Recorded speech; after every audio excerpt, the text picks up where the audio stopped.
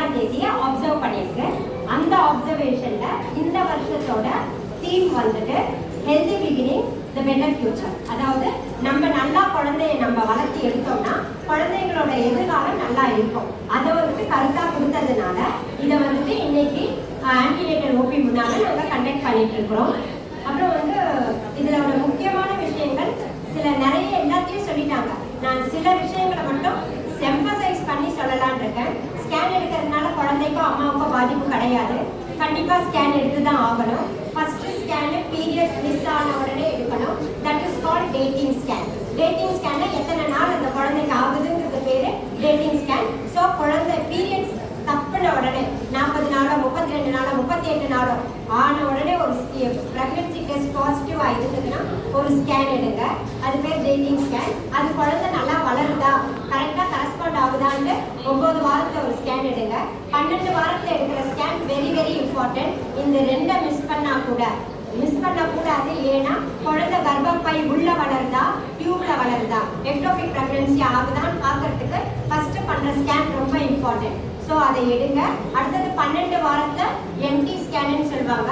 அதை எடுத்தீங்கன்னா அதனால குழந்தைக்கு குறைபாடுகள் ஏதாச்சும் வருமா, கன்ஜெனிட்டல் அனாமலிஸ் ஏதாச்சும் இருக்கா அப்படின்னு பார்க்கறதுக்கு 12 வாரத்துல ஒரு ஸ்கேன் எடுப்பாங்க. 20 வாரத்துல ஒரு ஸ்கேன் எடுப்போம். அது அனாமலி ஸ்கேன்னு சொல்லுவோம், இல்லைன்னா லெவல் 2 ஸ்கேன்னு சொல்லுவோம். அதுல ஸ்ட்ரக்சரல் அனாமலி தெரியும். ஸ்ட்ரக்சரல் அனாமலினா குழந்தைகளோட அமைப்பு ஃபார்ம் ஆயிடும், கை கால் எல்லாமே ஃபார்ம் ஆயிடும். அதுல குறைபாடுகள் இருக்கா, ஹார்ட்ல குறைபாடுகள் இருக்கா, நோஸ்ல குறைபாடு இருக்கா, சில பேருக்கு குழந்தைங்களுக்கு கிளெஃப்ட் லிப், கிளெஃப்ட் பேலட் எல்லாம் சொல்லுவாங்க. அதெல்லாம் கண்டுபிடிக்கலாம்.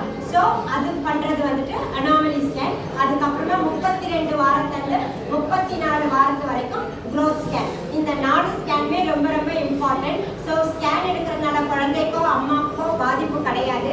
ஸ்கேன் எக்ஸ்ரே கிடையாது. அதனால ரேடியேஷன் குழந்தைக்கு வராது. நல்லா புரிஞ்சுக்கோங்க. வீட்டில் இருக்கிறவங்க பெரியவங்க சொல்லுவாங்க அடிக்கடி ஸ்கேன் எடுத்தா குழந்தைக்கு கஷ்டம் வரும்ட்டு. நாங்க சொல்றத கேளுங்க. குழந்தைக்கு கஷ்டம் வராம இருக்கிறதுக்காக தான் ஸ்கேன் பண்றோம். ஓகேவா? அப்புறம் டயட் எவ்வளவு important for antenatal mothers, very very important. எல்லாருமே லேடிஸ்லாம் என்ன பண்றீங்கன்னா மிச்சம் மீதி இருக்கிறத சாப்பிட்டு பழகினதுனால உங்களுக்கு கிடைக்க வேண்டிய ரைட்ஸை நீங்க சரியா பயன்படுத்துறது கிடையாது. கண்டிப்பா diet is very very important. Not only pregnant ladies, எல்லா லேடிஸ்க்குமே. சுவர் இருந்தாதான் சித்திரம் வரைய முடியும். ஒரு வீட்டுல ஒரு பெண் ஒழுங்கா இருந்தாதான், ஹெல்த்தியோட இருந்தாதான் அவங்களோட ஃபேமிலியை அவங்க நல்லா பார்க்க முடியும். அதனால கண்டிப்பா நல்லதை சாப்பிடுங்க. மிச்ச மீதியை சாப்பிட்டு பழகாதீங்க.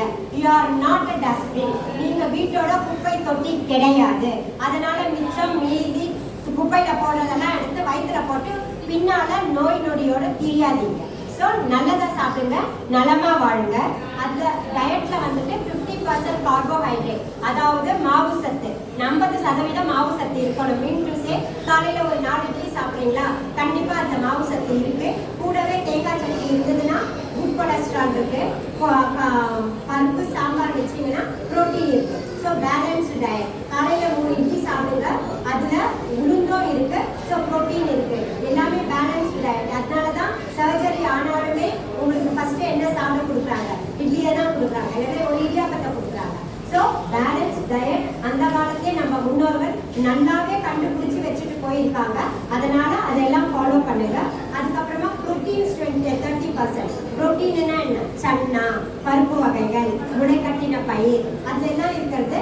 அது இல்லாம நான் நான் வெஜிடேரியன் சாப்பிட மாட்டேனால நான் எக்கு சாப்பிட மாட்டேன்னா எக்கு, மில்க்கு, ஃபிஷ்ஷு, சிக்கன் எல்லாமே ப்ரோட்டீன். பட் இந்த சைடு வந்தோம்னா சன்னா, பன்னீர், அந்த யோகர்ட் அதெல்லாமே, ஸ்ரீகல் அதெல்லாமே ப்ரோட்டீன். ஸோ முடிஞ்ச அளவுக்கு பால் சார்ந்த பொருட்களை சாப்பிட பழகுங்க.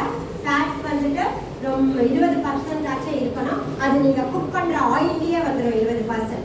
ஸோ அதை பத்தி கவலைப்பட வேண்டாம். தனியா ஃபேட் சாப்பிட வேண்டாம். Maybe pregnant ladies you can take little bit of ghee, அதாவது நெய் சேர்த்துட்டீங்கன்னா it is a good cholesterol. அது நல்லது குழந்தைக்கு.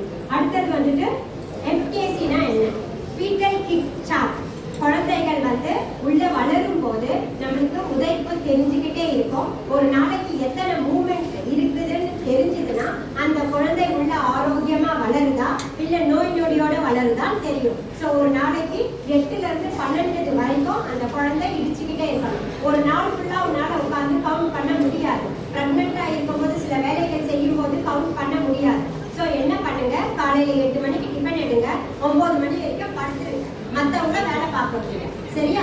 9 மணிக்குள்ள 3 கிக்கிங் சார்ஜ் குழந்தை 3 தடவை உதச்சுதுன்னா குழந்தை ரொம்ப நல்லா இருக்குன்னு அர்த்தம். இல்ல சாப்பிட்ட உடனே 1 ஹவர்ல குழந்தை 1 தடவை தான் உதச்சுதுன்னா உடனே வந்து எங்களை பாருங்க, நாங்க உங்களை பார்த்துக்கிறதுக்கு தான் இருக்கோம், வீட்டுல இருக்கிற பெரியவங்க சொன்னாங்கன்னு சொல்லிட்டு உட்காந்துடாதீங்க சரியா. அப்புறம் எதுக்கு கண்ணாடி வளையல் போடுறோம்? It is a stimulation. வளகாப்பு 5 மாசத்தை பண்ண உடனே கண்ணாடி வளையல் போடுறது குழந்தைக்கு அந்த சவுண்டு கேட்கும். சவுண்டு கேட்க கேட்க குழந்தை உதச்சிட்டு இருக்கும். அதுக்காக போடுறது தான் கண்ணாடி வளையல். யூஸ்வலா யாருமே கோல்டு பேங்க்லயோ இல்ல மற்ற பிளாஸ்டிக் வளையலையோ போடுறது கிடையாது. ஒன்லி கண்ணாடி வளையல். இதையோ நம்ம முன்னோர்கள் தான் சொல்லி வச்சுட்டு போனாங்க. அவங்க வளகாப்புங்கிறத ஒரு பேர்ல ஒரு சயின்டிபிக் ரீசனை உங்களுக்கு சொல்லி கொடுத்துருக்காங்க. So wear glass bangles. It is a stimulation for the fetus which will go on kick your stomach. So female feticide என்ன? குழந்தை கருக்கலைப்பு பண்றது ரொம்ப ஜாஸ்தியா இருக்கு. குழந்தைய வந்து கருவிலேயே கண்டுபிடிச்சு பெண் குழந்தையா ஆண் குழந்தையா கண்டுபிடிச்சிட்டு அதை பெண் குழந்தையா இருந்தா அதை உடனே கருவிலேயே அவாய்ட் பண்றது நிறைய இடத்துல பிராக்டிஸ் ஆயிருக்கு. தமிழ்நாட்டில் நான் சொல்ல மாட்டேன், பட் நார்த் சைட்ல இன்னும் நடந்துட்டு இருக்கு. நம்ம சைட்லயே கர்த்தமா படம் பார்த்துருந்தீங்கன்னா தெரிஞ்சிருக்கோம். கள்ளிப்பால் ஊற்றி பெண் குழந்தைய கொள்றது வந்துட்டு ஒரு கஷ்டமாவே இன்னும் வந்துட்டு இதுலலாம் இருக்கு வில்லேஜஸ்லாம். ஸோ பெண்ணோ ஆணோ எல்லாருமே ஈக்குவல் தான். சொல்ல போனா பெண் குழந்தையோ ஆண் குழந்தையோ எந்த குழந்தையோ கடைசி காலத்துல உள்ள காப்பாற்ற